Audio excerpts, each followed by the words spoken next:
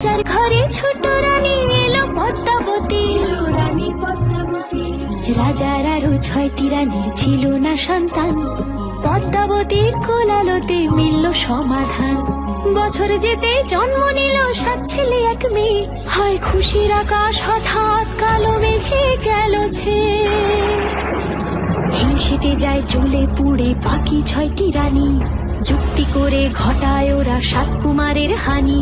সুযোগ মতো 7 ছেলেকে মাটিতে দেয় পুঁতে। বাঁচে একা পারুল, ওরা পায় না তাকে ছুতে। ধাইমা বাজায় সেই মেয়েকে বড় করে তোলে। 7 ভাইকে পায় যে পারুল 7টি চাপা ফুলে। এত কিছুর পরেও রাজার বিপদ যে কাটে না। সূর্য নগরে সুখের সূর্য আর ওঠে না।